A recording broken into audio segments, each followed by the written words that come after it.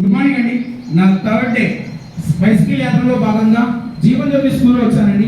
ఇక్కడ కిడ్స్ ని ఎడ్యుకేట్ చేస్తూ నా సబ్జెక్ట్ ని అండ్ వాళ్ళకి చెప్తూ ఆ పోక్సో లాంటి చట్టాల మీద అవగాహన చెప్తూ వాళ్ళకి ఇప్పటిదాకా మోటివేట్ చేసిన స్కిల్స్ లో టీచర్స్ కూడా ఎంతో మంది ఇనిషియేషన్ తీసుకొని పిల్లలతో పాటు మాట్లాడారండి. ఆ ఎథిక్స్ అన్ని చెప్తూ అండ్ మన ఎడ్యుకేషనల్ మినిస్టర్ అయిన నారా లోకేష్ బాబు సార్ కి మేము ఒక రిక్వెస్ట్ సార్ పోక్సో లాంటి చట్టాలను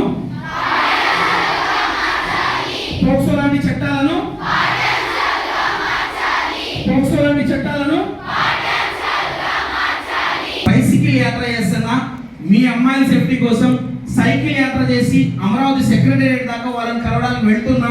సో దానికి మీ వంతు సపోర్ట్ మీరు నా ఇన్స్టా యూట్యూబ్ ఇది ఖచ్చితంగా బుక్ లో తెచ్చుకుంటాను కదా. ముస్లిం అంటారు యాక్ట్ బుక్ లో వచ్చేదాకా ఫైట్ చేద్దాం, అంతే కదా. ఎక్కడైనా ఈసారి గర్ల్కి ఏదైనా చేయాలని ఇలాంటి ఘోరం జరుగుతుందని భయపడాలి. భయపెడదామా? నిజంగా భయపెడదామా? Get some awareness children. Okay na? First of all, thanks for coming to Manoj sir. Because ఎవరికైనా కూడా నా పిల్లలు నా ఫ్యామిలీ బాగున్నారు చాలు, మేము సంతోషంగా ఉన్నాం చాలు అని అనుకుంటారు. కానీ మనోజ్ సార్ మాత్రము నేను ఒక అన్నని, అందరూ నా చెల్లెళ్ళు అనేసి అందరి కోసం పోరాటం చేస్తున్నాం. కాబట్టి మనం అందరికీ సార్కి ఖచ్చితంగా మనం సపోర్ట్ అనేది మనం ఇవ్వాలి. ఈ పోక్సో యాక్ట్ అనేది లా అనేది మనకు ఒక లెసన్గా వచ్చింది అనుకోండి, మనమే అవేర్ అయిపోతాం.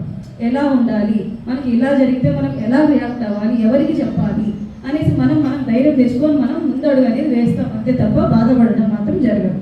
సినిమా 3 గంటల జీవితం, మన జీవితం 100 ఏళ్ళ జీవితం. మీ టీచర్స్ చెప్పినాక సార్ చెప్పారు ప్రతి ఒక్క గురువు మీ అమ్మలాగా అని. కానీ మీకు మంచి చెప్తే అప్పుడు ఏమనుకుంటారు, మీ ఏజ్ అలాంటిది చెడులాగా అనిపిస్తుంది. కానీ అలాగా ప్రవర్తించకూడదు.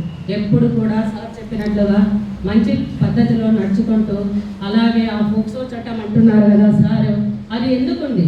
పోక్సో చట్టంలో కూడా చట్టాల కింద మనలో ప్రతి ఒక్కరు కూడా ఏం చేయాలంటే మనలో మనము తెలుసుకోవాలి.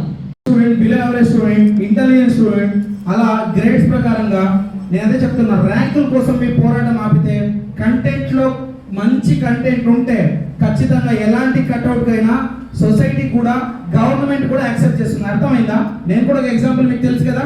సో బ్రదర్ చెప్పినట్టు అది మైండ్ లో పెట్టుకోండి. అర్థమైందా? మార్క్స్ జస్ట్ ఫర్ జస్టిఫికేషన్ తప్పితే మీ లైఫ్ ని డిసైడ్ చేసేది కాదు. అర్థమైందా? యావరేజ్ మార్క్స్, అబోవ్ మార్క్స్ అన్ని కాదు. పర్సెంటేజెస్ కోసం, ర్యాంక్స్ కోసం పోరాటం చేయొద్దు. మీలోని స్కిల్స్, ఓకేనా, మీలోని డెవలప్మెంట్స్ అట్లా ఆటోమేటిక్ గా డెవలప్ చేసుకోండి. 100% అందరూ ఎథికల్ గా డెవలప్ అవుతారు. చెప్పారు కదా చాలా రేప్ కేసెస్ అవుతున్నాయని. ఫస్ట్ ఇలా బ్యాడ్ టచ్ ఎవరైనా చేస్తే మన పేరెంట్స్ కానీ టీచర్స్ కానీ చెప్తే వాళ్ళు అవేర్నెస్ తీసుకుంటారు. సో బయట చాలా జరుగుతున్నాయి కదా, బి అవేర్ ఆఫ్ దట్. చెప్తున్నా, ఆ చట్టం ఒక విలువ తెలుసుకుంటే 100% మనం ఎలా భద్రపరచుకోవాలి, మనం ఎలా భద్రంగా ఉండాలి నేర్చుకుంటాం. ఆ అవేర్నెస్ మనలో రావాలి. నిజంగా చెప్తున్నా, ఆ చెల్లెల్లాగా ఒక అమ్మకే తెలుసు ఆ నిజమైన బాధ్యత, ఆ pain. So she is a parent కాబట్టి ఒక టీచర్ తన ఎథిక్స్ చెప్పింది, తన మోరల్ వాల్యూస్. అందుకోసమేనా ఈ చట్టాన్ని ఖచ్చితంగా ఇంప్లిమెంట్ చేసుకుందాం, బుక్స్ లో తెచ్చుకుందాం. చదువుతూనే దాన్ని ఎడ్యుకేట్ చేస్తూనే దాని నాలెడ్జ్ తెచ్చుకొని అవేర్నెస్ లో ఉన్నామంటే క్రైమ్ రేట్ లో కనీసం ఒక 1% మారినా. అండ్ నెక్స్ట్ వన్, ఒక్క అమ్మాయి కన్నా న్యాయం జరిగిన నా సైకిల్ యాత్ర సంకల్పం సత్సంకల్పంగా జరిగిందని హ్యాపీగా ఫీల్ అవుతా. చాలా ప్రౌడ్ అవుతుంది.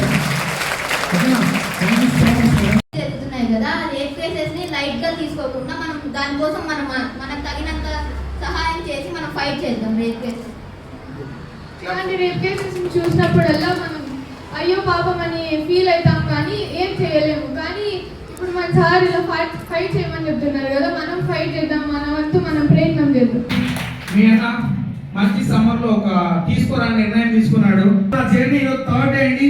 ధర్మం నుంచి వచ్చి రిసీవ్ చేసుకున్న team Om Prakash and team, ఇక్కడ సత్యన సేన ఏదైతే ఉందో ఎమ్మెల్యే గారు, వాళ్ళు చెప్పిన సూచనల్ని తూచా తప్పకుండా పాటిస్తూ వాళ్ళ దారిలో నడుస్తూ ఎంతగానో నిలుస్తున్న ఒకసారి బీజేపీ ఒకసారి బిగ్ క్లాప్ ఇద్దామా.